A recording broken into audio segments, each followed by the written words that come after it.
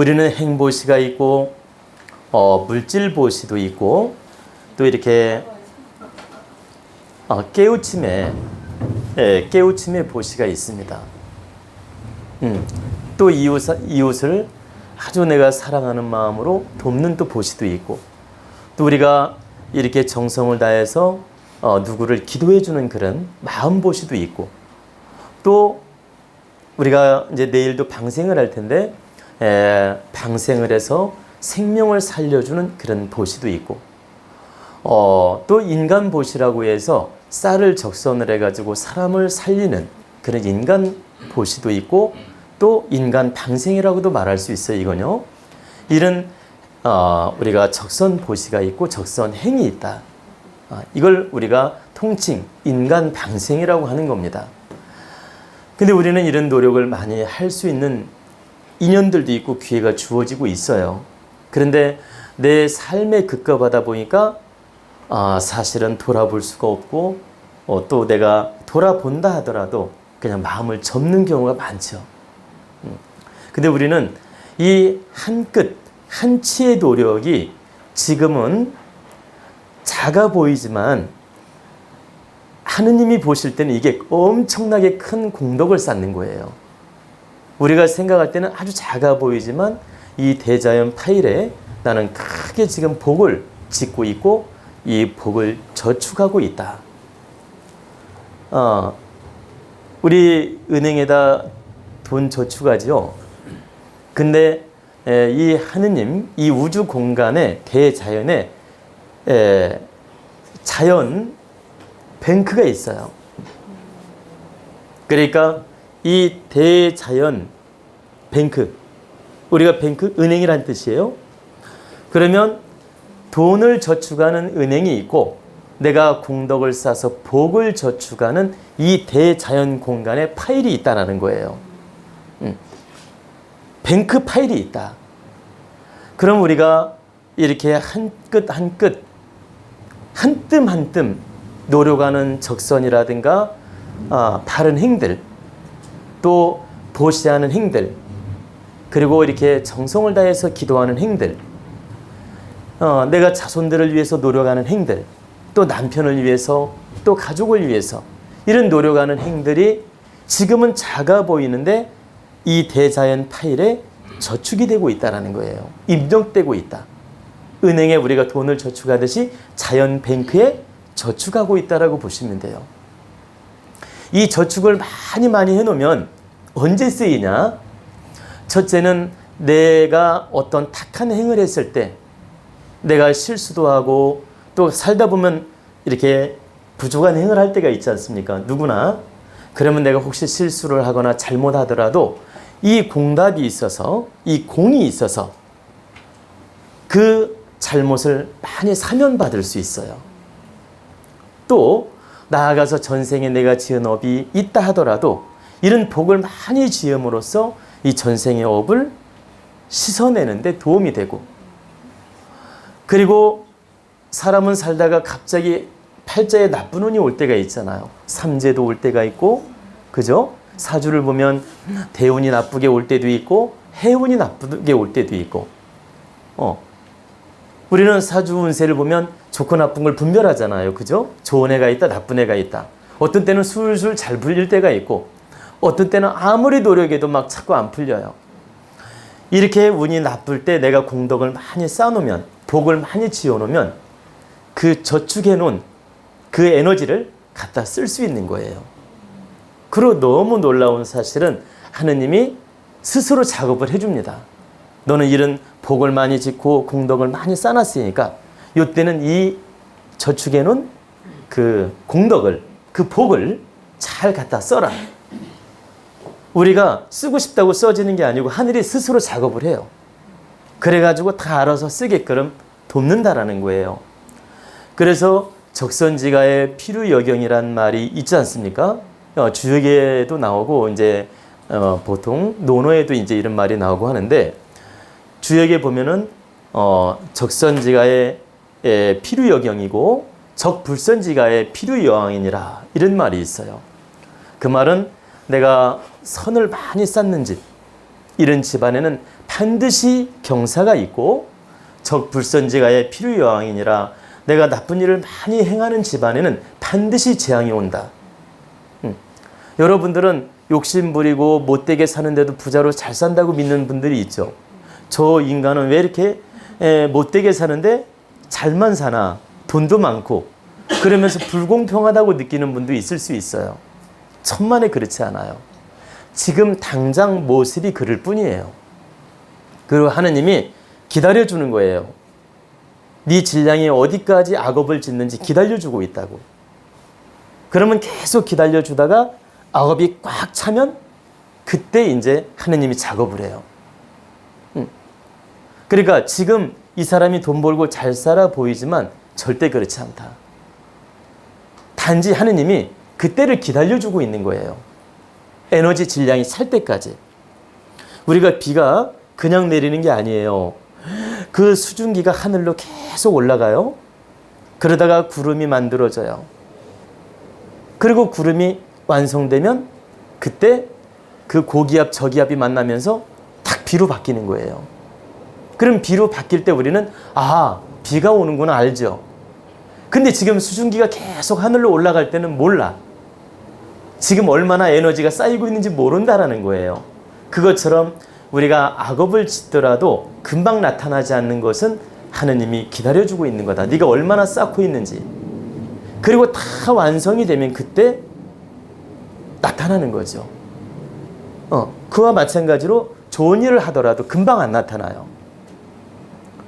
그 좋은 일을 행하더라도 금방 나한테 복으로 전해지는 분도 있지만 내가 큰 복을 받으려면 하느님이 기다려준다고. 너는 큰 에너지를 쓰려면 많은 저축이 필요하니까 하느님이 기다려줘요. 적선을 계속하고 복을 지을 때까지. 그래 복의 양이 꽉 찰 때까지 기다려준다는 얘기입니다. 그러면 여기까지 딱 차면 그때 너는 이제 기운을 쓸 때가 됐으니 이 복을 갖다 잘 쓰거라 해가지고 그때 필요할 때 딱 주는 거예요. 언제 줍니까? 내가 그 복이 직접 쓸 때가 필요하면, 그 에너지가 직접 필요하면 직접 복으로 주기도 하지만 때로는 자손한테 대역으로서 그 복을 주어서 나를 기쁘게 해요. 그리고 남편한테 그 복을 주어서 대신 나를 기쁘게 하고, 꼭 나한테 직접 와야만이 그 복이 주어진 게 아니다. 여러분들은 나한테 직접 와야만이 복이 주어진 거라고 믿을 수 있죠. 절대 그렇지 않아요. 나하고 관계된 모든 인연한테 그 복을 주어서 나로 하여금 느끼게 할 수 있는 거죠. 여기 자녀들이 계신 분이 많잖아요. 그러면 자녀들이 다 잘 되기를 바라잖아요. 근데 정말 바르게 성장해서 자기 역할을 해주면 기쁘죠. 그렇지 않습니까? 자기 역할 못 해주면 속상하잖아. 이 인연 과보도 다 하느님이 작업해서 그 인연 과보를 보내고 내가 행을 한 것만큼 자손들을 통해서도 복을 주는 거예요. 그래서 나한테 직접 그 복이 오든, 자식을 통해서 오든, 남편을 통해서 오든, 아니면 친구를 통해서 오든, 아내를 통해서 오든, 때로는 귀인을 통해서 오든, 어떤 식으로든 하느님은 사람을 통해서 그 복을 느끼게 한다. 복권 당첨이 돼야 그 복을 느끼는 게 아니에요. 여러분들 복권 당첨돼야 나는 내가 복을 받은 거라고 생각할 수 있는데 절대 그렇지 않아요. 내가 건강이 위기가 왔을 때 그 위기를 잘 극복하게 하는 것도 하늘이 지금 축복을 주는 거예요. 그 위기를 귀인을 통해서 넘게 하는 것도 나한테 축복을 주는 것이다. 근데 내가 쌓아놓은 복이 전혀 없으면 내가 건강이 어려울 때 극복하기가 어려워지는 거예요. 근데 내가 과거에 복을 많이 지어놓은 게 있으면 하늘이 반드시 귀인을 보내서 그 병을 치료하게 하고 그 위기를 넘기게 하고 반드시 살려준다. 그래서 우리는 늘상 행을 바르게 하고 복을 짓는 일을 해야 돼요. 그래야 이 대자연 파일에 계속 그 공덕이 쌓여서 내가 필요할 때 그 에너지를 쓸 수가 있다. 아무것도 해놓은 게 없으면 어려울 때 쓸 수가 없는 거야. 어려움이 올 때 당하고 말아요. 그래서 하느님이 어떻게 작업을 하는지 하나만 제가 예를 들어 드릴게요. 우리가 어느 길을 가는데 선입견이 팍 오는 경우도 있고 머리가 바짝 쓰는 경우도 있고 왠지 소름이 쫙 끼치는 경우도 있고 예시감 느낄 때가 있죠. 그러면 내가 어떤 안 좋은 길을 가거나 함정에 빠지려 할 때 내가 복을 지은 사람은 그 예시감을 강하게 주어서 절대 그 길을 못 가게 해요. 그리고 그 차를 못 타게 만들어. 세월호를 안 타게 만든다. 어떤 일이 있더라도 삼풍백화점에 못 들어가게 만든다라는 거예요. 절대적으로. 근데 내가 그런 공답이 크지 않을 때는 그 인연법으로 따라 들어가요. 인연법을 거부를 못 한다는 얘기지. 따라 들어가서 그 어려움을 겪는다. 또 공답이 있는 사람은 설령 따라 들어갔다 하더라도 어떤 식으로든 집적치지 않게 만들어요. 하나만 예를 들면 이 얘기를 듣는 분은 조금 오해가 될까 봐 내가 좀 염려가 돼서 좀 조심스러운데 똑같이 삼풍백화점에 들어갔다고 해서 다 잘못되는 게 아니라는 얘기죠. 또 세월호를 다 탔다고 해서 다 잘못된 게 아니잖아요. 기적적으로도 나오는 사람이 있죠. 제가 이제 왜 이 말씀을 드리냐면 반드시 내가 큰 공을 지은 게 있고 복을 지은 게 있고 내가 좋은 그 행을 한 게 있다. 이렇게 선공덕을 지은 행이 있다. 이런 게 있을 때는 반드시 하느님은 그 인연법을 주어서 그 사람을 구한다. 그래서 우리는 지금 한 끗 한 끗, 한 뜸 한 뜸 노력하는 것이 매우 지금 중요한 일이에요. 여러분들은 내가 지금 어떤 행을 했는데 나한테 크게 공답이 왔으면 좋겠는데 왜 눈에 안 보여주지? 이렇게 생각할 수 있어요. 근데 절대 그렇지 않다. 여러분들이 노력한 만큼 그 공덕과 에너지는, 그 복은 쌓이고 있다. 그래서 이 세상은 절대 공짜가 없다고 말하는 겁니다. 그래서 여러분들이 재물이 많이 안 온다고 해서 한탄하지 마시고 또 내가 원하는 만큼 남편이 잘해주지 않는다고 해서 또 한탄하지 마시고 자식들이 내가 원하는 만큼 만족스럽지 않다고 해서 한탄하지 말아야 돼요. 왜 그러냐? 내가 전생에 지은 과부가 있든 현생에 지은 과부가 있든 반드시 내가 인연법으로 지은 업 때문에 나타나는 현상이에요. 내가 지은 업 때문에 나타나는 현상이다. 근데 누구를 탓하겠느냐 이 말이에요. 그래서 먼저 우리 자신을 돌아봐야 돼요. 내가 이런 과부와 이런 인연이 왜 왔는지 이건 반드시 나한테 문제가 있는 것이다. 내 자신한테서 문제를 찾아야 이게 답이 나오지 상대한테서 문제를 찾으려고 하면 절대 답이 나오지 않아요. 100년을 노력해도 답이 안 나와. 그래서 이 답은 내 자신에서 찾으려고 해야만이 반드시 그 답이 나온다. 그래서 여러분들이 오늘 저녁에도 이제 철야 기도를 할 텐데 철야 기도를 하면서 나름대로 자신을 돌아볼 시간도 있을 수 있고 또 나아가서 가족을 위해서 기도도 할 것이고 가족을 위해 정성을 다해 축원을 올릴 겁니다. 그런데 우리가 기도라는 것은 단지 기복의 의미만이 아니고 내 자신을 돌아보는 시간이기도 하다. 그리고 내가 잘못한 게 전혀 없는 사람은 기도할 필요가 없는 거예요, 사실은. 내가 업을 진 게 전혀 없다. 기도할 인연을 주지 않는다. 여러분들 그거 꼭 아셔야 돼요. 여기 온 자체가 여기 우리 회원들은 다 업이 있다는 증거예요. 아니 부처님 찾아간 분들 다 업이 있다는 증거란 얘기입니다. 교회 예수님 찾아간 분도 다 업이 있다는 증거란 얘기지. 그분들이 전생에 과보도 없고 전생에 잘못한 것도 없고 현세에 잘못한 것도 없다. 찾아갈 인연이 주어지지 않는다. 하느님이 그렇게 멍청하지 않다라는 거예요. 그런 인연이 주어지지 않는다. 여기 올 일도 없다. 아니 교회 갈 일도 없다. 부처님 찾아갈 일도 없다라는 거예요.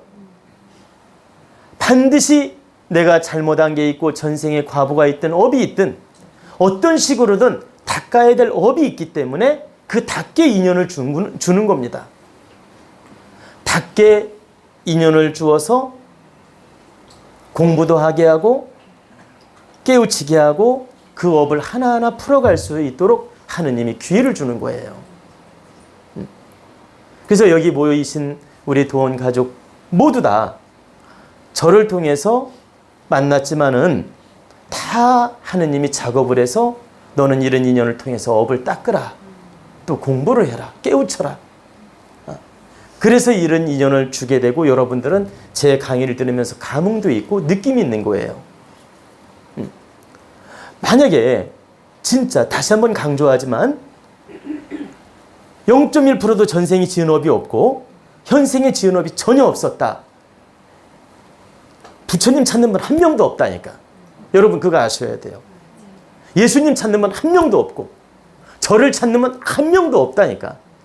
이건 대자연의 법칙이에요. 그래서 여러분들이 이렇게 수행의 길도 생각해보고 마음 공부도 생각해보고 보세요. 그리고 산에 가서 기도도 하고 절에 가서 기도도 하고 이런 인연을 찾는다는 자체는 스스로 그 업을 닦아야 될 필요성 때문에 하느님이 인연법을 주고 내 마음을 일으키게 하는 것이다.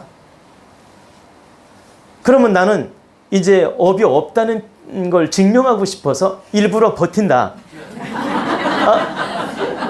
일부러 안 가고 일부러 나도 안 만나고 버틴다. 버티게 놔두느냐? 천만에. 버티게 놔두지를 않아요. 왜? 계속 매질을 해서 막 괴롭히는데 어떻게 버틸 수 있냐 이거야. 봐봐요. 내가 버티고 싶어요. 막 이제 나는 이제 업도 없어. 죄도 없어. 그러니까 아무 데도 안 갈 거야.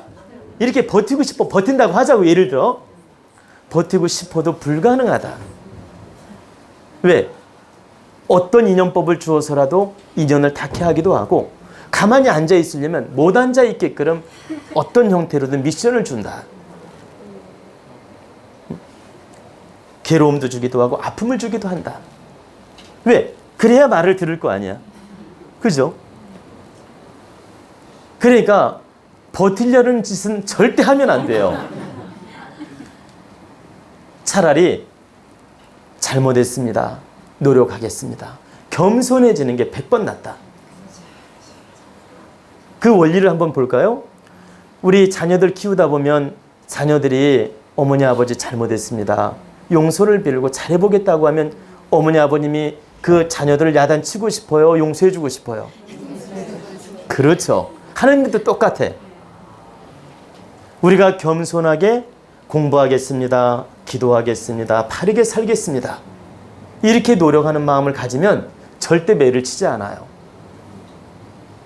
공부할 기회도 주고 노력할 기회도 주고 바르게 살 수 있는 기회를 반드시 준다. 그래서 여러분들한테 제가 늘 강의 중에 말씀드리지만 운이 나쁠 때는 반드시 겸손하게 공부하는 마음을 가져야 돼요. 삼재가 들었든 사준에 나쁜 운이 들었든 팔자를 보면 대운이 나쁘든 이럴 때 내가 진정 엎드려서 겸손한 마음으로 공부하는 마음을 갖자. 그리고 내가 과욕을 내려놓고 내가 아주 낮은 자세로서 노력을 하자.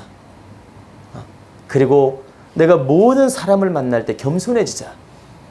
이렇게 딱 마음을 갖는 순간부터 하느님이 채널을 딱 바꿔요. 매를 치려다가 절대 매를 안 치는 쪽으로 바꾼다니까 채널을. 매를 안 치는 쪽으로 바꾸면서 어떻게 작업을 하느냐. 그래, 네가 깨우치고 공부하려고 하니 내가 기회를 주겠다. 그러면서 하느님이 지켜보게 돼요. 그리고 지켜본 다음에 공부 성장에 따라서 오히려 반대로 칭찬도 해주고 복을 준다라는 거예요. 매를 치는 게 아니라 반대로 용서해 줄 뿐만 아니라 복을 준다. 아들이 반성을 하고 열심히 공부를 해요.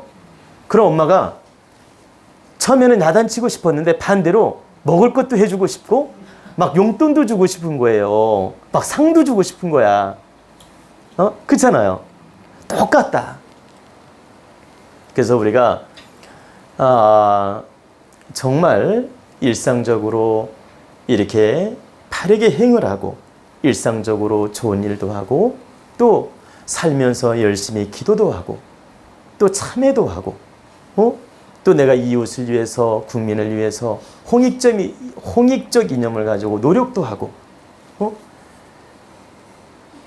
또 상생의 마음으로서 서로 돕는 마음을 갖고 이렇게 노력함으로써 그 에너지는 2배, 3배로 좋아지게 되며 그것은 좋은 에너지가 쌓이면서 나중에는 복으로 만들어진다. 그래서 단계가 있어요. 처음에는 어떻게 작업을 하느냐면 내가 행을 바르게 하고 정성을 다하고 모든 사람과 바르게 대하고 또 적선도 하고 열심히 공부도 하고 기도도 하고 깨우치려고 노력을 하면 하늘이 어떻게 작업을 하냐. 첫째 탁한 기운을 먼저 정리를 해요. 순서가. 그 다음에 두 번째는 기운을 서서히 좋게 만들어줘요. 기운을 좋게 만들어줘. 그 다음 단계가 이 기운을 복으로 만들어주는 거예요. 처음부터 복으로 만들어주는 게 아니야. 여러분들이 마음 공부하고 오늘 기도하면 1차 탁한 기운을 정리한다. 2차 기운을 좋게 만들어준다. 3차 복으로 그걸 전환시켜준다. 순서가 그렇다는 얘기예요. 그래서 탁한 기운이 많거나 업이 많은 분은 열심히 기도하는데도 금방 공답이 안 와요. 왜? 탁한 기운을 먼저 정리하는 작업을 하기 때문에. 그리고 내가 그래도 기운이 맑고 내가 복을 지은 행이 쌓여져 있다. 예를 들어. 그러면 바로 내가 노력했을 때 공답으로 나타나요. 그래서 내가 노력한 공답이 당장 눈앞에 안 온다고 서운해하지 마라. 반드시 이 3차적으로 작업을 하고 있다. 그렇기 때문에 우리의 노력은 절대 헛되지 않다는 겁니다.